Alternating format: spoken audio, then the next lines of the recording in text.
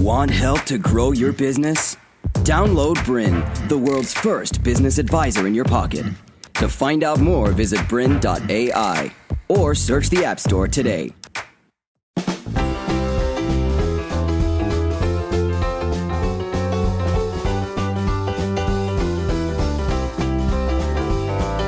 Hi, and welcome back to Bananas About Marketing. Hi there, welcome back.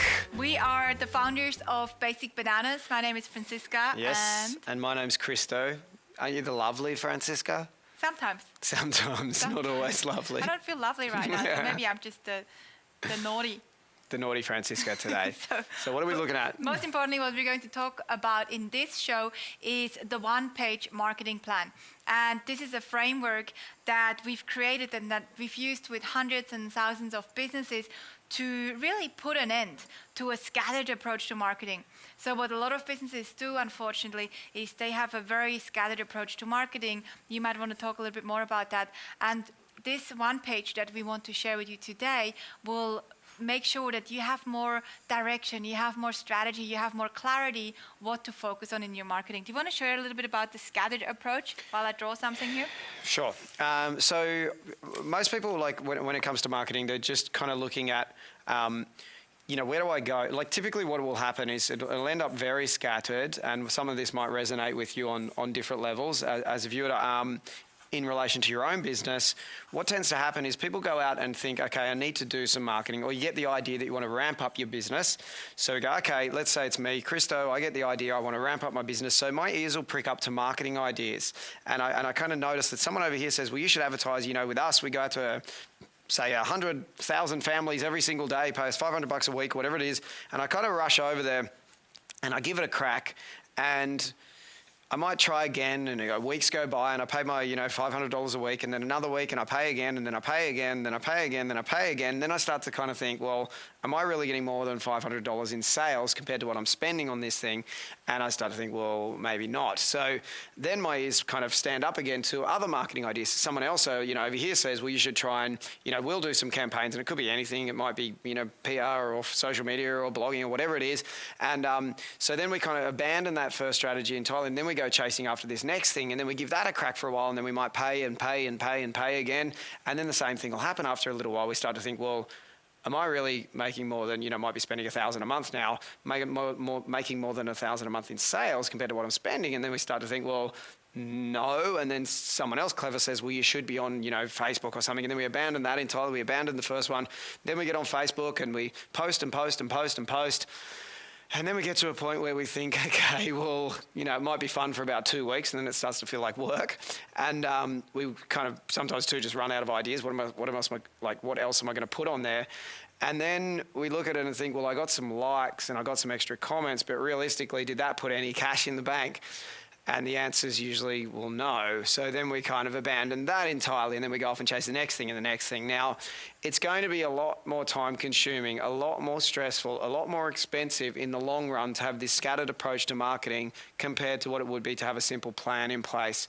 Two major things to take from a plan right now are the fact that often it actually takes a combination of things to get it to the point where it snowballs and you're generating a lot of consistency within your marketing, like getting a lot of new sales and new people, new faces through the door. It's not usually just the one thing we do. It's not like we go and do that one strategy. Like that would be the dream come true. Like how good would that be if all we had to do was go and pay someone $500 a week and they just delivered an abundance of beautiful, amazing, loving customers, prospects ready to buy from us. That would be the dream come true, but it's just not that simple. It takes a combination of things to get it to this point. And also, typically when you just have a crack at something like that, you kind of roll the dice on it and then you abandon it entirely. Well, usually what did we learn from that? Well, we probably learned, that was a rip-off, or that was a waste of time. Versus when we have a plan in place, we're tracking what we're doing, and we're testing it and measuring it. It makes it a lot easier when it's part of a plan versus just kind of having a go and then abandoning it entirely and then going the next thing and the next thing, kind of always chasing after the next shiny thing. So we want to simplify that for you, a bit more obviously on today's episode. Yeah, and it's one of the biggest challenges that businesses really have is that they just don't know what to focus on or even how to go about creating a plan. And I'm not a very big believer in spending 2 weeks or 1 week on just creating a 30-40 page marketing plan that is going to be outdated again very fast, because things change so fast. Unless you need to do it for your investors or for someone to impress someone. But if not, we can really do a one-pager. You might want to impress your mom or something. But if you don't have to impress anyone, you can do a one-pager, and you can do this. We actually do this, and I'm going to share it with you in a minute. I've just drawn it up for you. We do this every 90 days. So in our businesses at Basic Bananas and the Business Hood, the design agency, at the different businesses that we run, we always focus on a one-pager. And the reason why is because we want to be agile. We want to be quick. When something changes in the market, we want to be there. We want to be able to move fast with it. But we still want to have direction. We want to have clarity. We want to have strategy. So here's how this looks. And we're walking you through all of this. So this is a framework that has been proven to work for us and for our members. And so what we start off first with is the why. So I'll talk about that in a minute. Then we look at your who. So who is your target audience? So Christo will share a lot about this. He has some really good questions that you can ask yourself. Then we look at the uniqueness. So this is part of your branding. What is your brand like? And only once we've done this, we're going to do your marketing strategy. So that's why, who, if it's hard to read there. What do you mean it's hard to read? My writing is so beautiful. Uniqueness. Just to clarify. I don't know. I think my writing is so beautiful. But the why, the who, and the uniqueness, those first three parts of your plan are part of your positioning. So this is part of your positioning. You need to do this before you jump into choosing which strategies you're going to use. Now, what most businesses do is they just jump straight in here. So they go and they say, you know what, I'm just going to choose some marketing strategies. And it might work for them, but it might not. And the reason why often businesses don't do good marketing, or why their marketing isn't giving them a return, is because they haven't spent time on their positioning. The positioning in the market is not very amazing, and hence the return that they're getting on their marketing strategies is very low. So we want to do this stuff first, and we're going to walk you through it as we go right now. And then once we've done this, we then select which strategies we're going to use, and we both want to use online marketing and offline marketing. So I'll refer back to this as we go, but let's get started with the first one. So the first one is your why. So the first one here is your why. We're starting here. Now, when we talk about the why, we're not so much talking about your vision and your mission, although those are important. Those are very important to build an attractive business. But what we're talking about more is why are customers coming to you? What are you really selling? And Simon Sinek has a fantastic quote, which says, people don't buy what you do, they buy why you do it. I'll say it again. People don't buy what you do, they buy why you do it.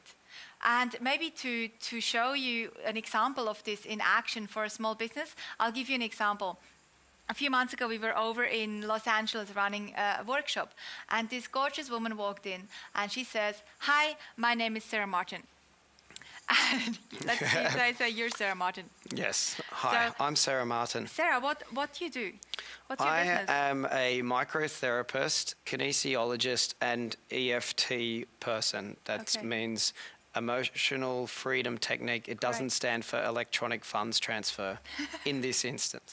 Great. Okay, Sarah. Well, Sarah, have fun at the session, and we'll see you after the session. Thank you. That actually happened. After the session, Sean, who works with us in the States, came to me. Now, maybe you can be Sean. And Sean said the following. Franziska. Yeah, Sean. I really need to work with Sarah Martin. Oh, you cheeky. And this was in my head. In my head, I thought, you cheeky pants. You just want to work with her because she's very hot. She's a gorgeous woman. She was really hot. So that was going on in my head. And I say, Sean, Why do you want to work with Sarah? Because as she just left, she told me that she helps people decode their body to find out what's wrong so they can have more energy and remove stress from their body. Oh, wow. That sounds, I want that. I want that. So Sean was interested in Sarah's services because she didn't give him the what. If Sarah had said to Sean, hey, Sean, I do EFT, what would Sean say? That's nice. He wouldn't be able to say I need that because he wouldn't know what it is. So it'd be really hard for him to say, oh, great, can I book in? He doesn't know what that is, maybe. So Sarah went from giving us what she did, EFT, microtherapy, etc., to telling Sean the why. What's the outcome of what her services do? So what is she really doing? What are her clients really getting out? To continue enjoying this presentation, download BRiN, the world's first business advisor in your pocket. To find out more, visit BRiN.ai or search the App Store today.